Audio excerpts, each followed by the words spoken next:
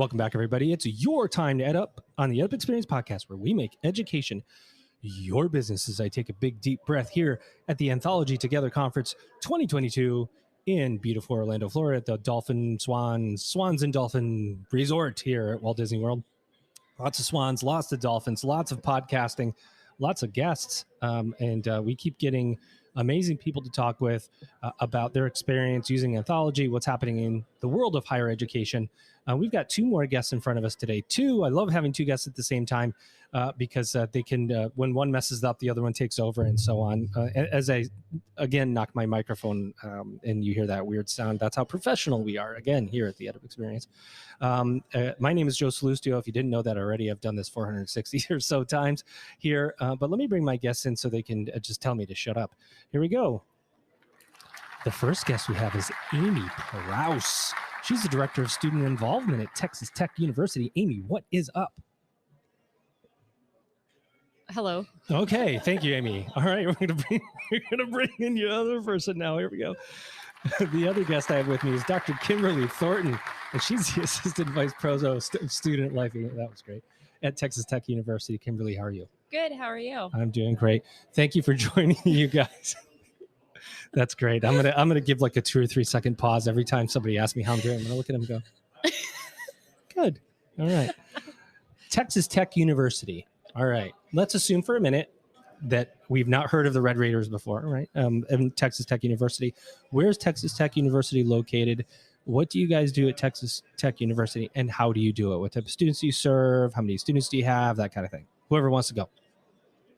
So I'll answer part of that, and then I'll let Kimberly give a more advanced answer to that. So Texas Tech University is located in Lubbock, Texas. It is geographically in Texas, just right underneath what is considered the panhandle of Texas. You had me nervous for a second. You were going to end it. It's geographically in Texas. I was going to, Amy, you're crushing it. No, it's so it is what we call West Texas, but it's more of the South Plains of Texas. And it's a lot of people think that Lubbock is in the panhandle, and it's actually not. We're on the South Plains. And we are the hub city for West Texas. And so Texas Tech sits right in the middle of that. It's a massive university in a large city that feels very much like a small city. And so we serve, I think, right over 40,000 students at this point. Wow. And I can't quote the population of the city of Lubbock. How much? City of Lubbock, what? 250,000, close to 250,000 folks. Yes. And so it's very much a city that when Texas Tech is in session, Texas Tech is in session. Like what, a fifth of all of the population leaves all at one time when schools in a session? And during the summer sessions, you know that it's summer session because there's a significant reduction in the amount of cars on the streets and people out and about. But yes, so I'm personally a Red Raider through and through. I went to got my undergrad degree at Texas Tech and received my master's degree at Texas Tech as well. And we'll get your doctoral degree at Texas Tech University? Kimberly's over here looking at me. This is everybody at Texas Tech University. This is live here on the EdUp Experience podcast. No, I won't do that to you. So Kim, what else about tech do you want to talk about? Well, we're obviously in the Big 12 conference. We have a very active student involvement office. We have well over 23 fraternities and sororities on campus, about 17% of our undergraduates population. We have over 700 student organizations, and there's a lot to do at Texas Tech. Yes, and then the involvement of those of all 700 student organizations, which includes sport clubs, fraternities, and sorority life. All those organizations are classified into about 13 different categories to help students match their interests with the type of involvement experience they want to have. And then rough calculations are about 84% of our student body is involved in some aspect of the student organization world. You just gave me so many numbers that were big that I can't, I'm trying to understand the scale. You want to match the student up with something that they want to be involved in, but how do you all keep track of that number of, how many? We have about 700 student organizations. Through Tech Connect. Through Anthology. Yeah, somebody goes, hey, I want to do this. And you're like, oh, that's number 147. How do you keep track of it? How do you know what's working, what's not, what because I'm sure some of those clubs fluctuate in who's involved and who isn't and what's viable and what's not. That's a lot to do. It's a lot to keep track of. How do you guys do it? Well, that's why we're here at this conference, Yeah. because we do it through the Anthology Engage platform. And so what brings us here is, one, obviously we're users of that platform, but we're here to learn how to better innovate on that platform, to better engage the student body, but also better engage our student leaders and be a stronger office to support those student leaders as well. One of the big things, you guys probably know this more than anybody in dealing with a large student body, is a big part of student involvement and a big part of student retention is mental health. And to be more mentally healthy, I don't know if that's what I say, is to be more involved. It's to be around people. It's to have community. There's health in that, right? And when you isolate or students feel isolated, that's when bad things can happen. How do you take that concept of mental health, integrate it into student involvement and student life while looking at the technology? Because technology enhances, it doesn't replace necessarily. You can't, you know what I'm saying? Like, you can use it to connect students and track students, but you still have to get them involved. How do you do that? I think it's a lot of ways. I think, for us, especially during COVID, Zoom was a great platform for us to allow the student organizations to continue to meet, to put our resources on there, to work with them, to provide a way for them still to connect. And then we've seen absolutely in the last year or so that movement back to in person, but they still use Zoom and Tech Connect and all these different online resources. I keep saying Tech Connect. That's the Engage platform. We renamed it as Tech Connect. And so we still use all of those platforms to engage our students, to keep them connected to one another, to keep them to our office. So I think it's, like you said, definitely an enhancement for our students. Is this what keeps you up at night, student mental health? I mean, is this like the big issue that you're dealing with every day at every meeting and every situation? It's like, what's up with the students? How they feeling? Absolutely. We do a lot of different things. I oversee several areas on campus. One of them being student involvement, another being fraternity and sorority life, our spirit programs, and then our risk intervention and safety education, as well as our military and veterans programs. And all of those areas, mental health touches all of those, and they're so important. So we're constantly working with student counseling, with a bunch of variety of other areas on campus to figure out what is the best way to take care of our students, to help them. What is the best way? I know a lot of schools are wondering. No. We're still learning. I might make you give out the secrets. So you want to learn how to innovate in the systems that you already have. Does that innovation come here at Anthology from breakout sessions? Does it come from talking to somebody in the hallway and you go, man, I wish we could do this? And they go, oh, we do that. And here's how we talk about that balance of getting new information from an expert who might be giving a panel and the hallway conversations, the networking.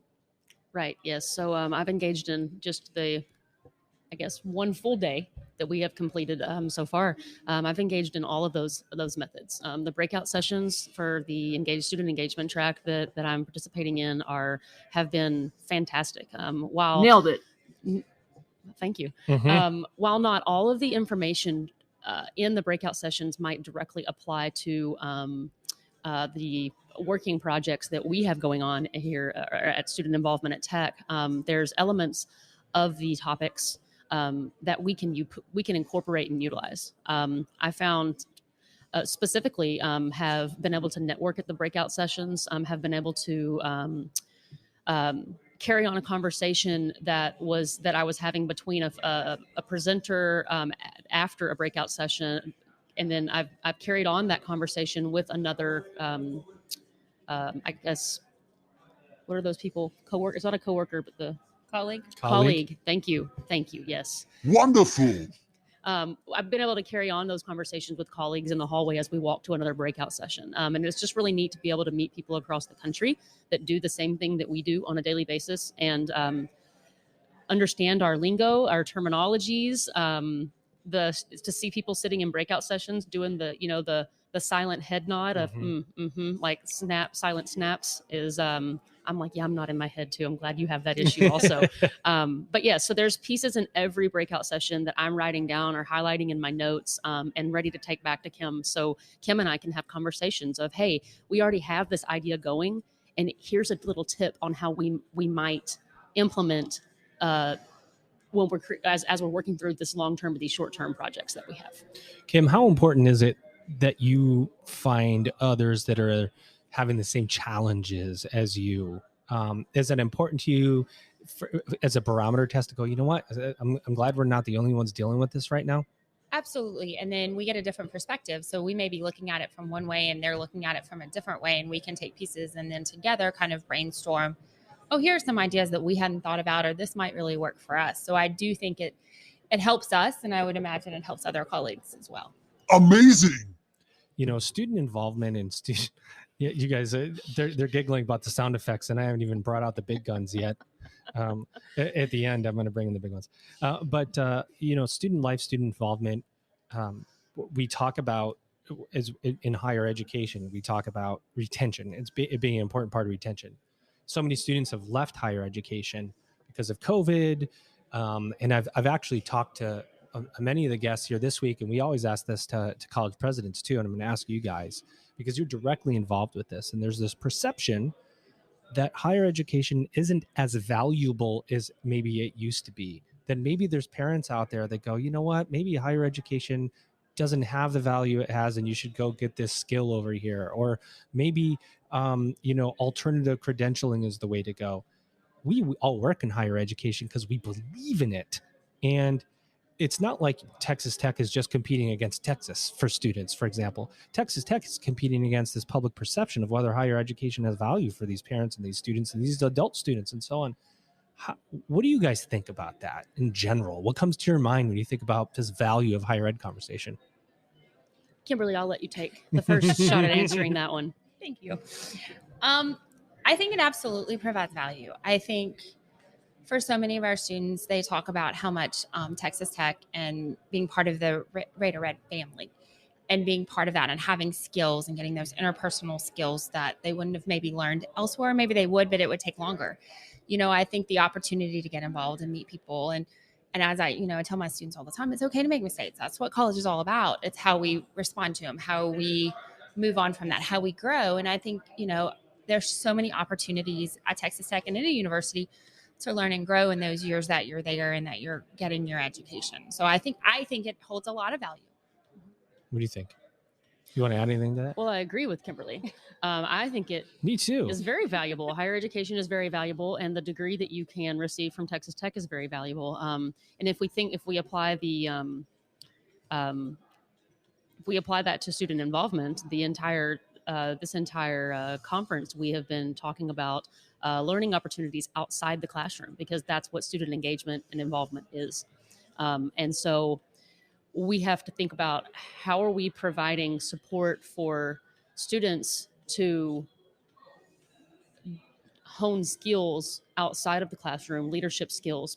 The businesses want Right. students to be able to, it's not just the what can you do, it's how can you lead. What are those Yes. success skills, aka soft skills, that we don't even talk about soft skills anymore. But there's this grit piece, and I always talk about this, that I feel like going through an undergraduate degree, we could argue all day long if the undergraduate degree in the U.S. education is the right path, because some countries have 3-year degrees, and this take that off the page. What we're saying is that you develop grit.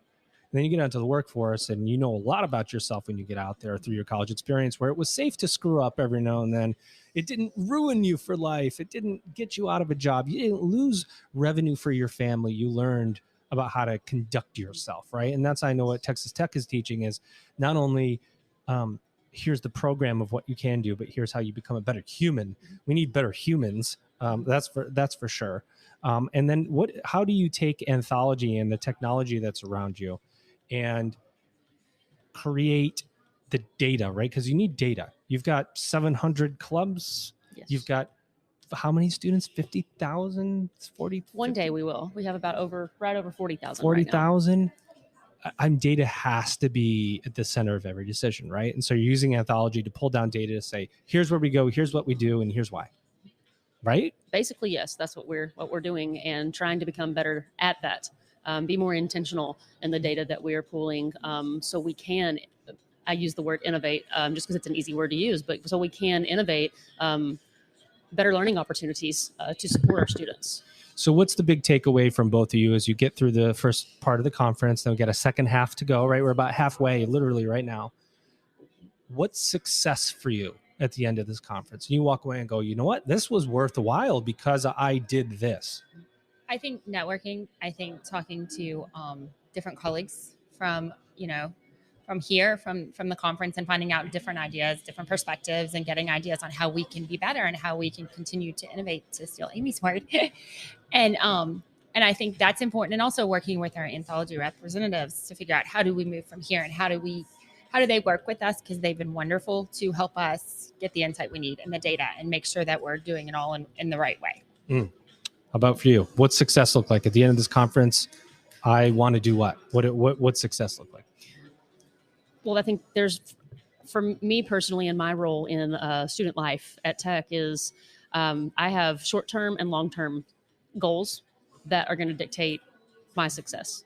There have been bits and pieces of really neat information that the Anthology Engage platform can do that will help us in the next month achieve some very short-term goals, which are on a to-do list right now. There's 5 of them. I know when I leave this conference and go back, I'm going to be better able to cross those off, to complete those, and boom, there's the short-term success.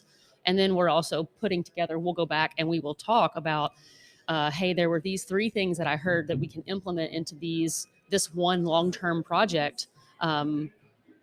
Just talking about that and talking about that new thing that Kim and I maybe both learned, and now we understand better of how it's going to positively affect a long-term project. That right there is success.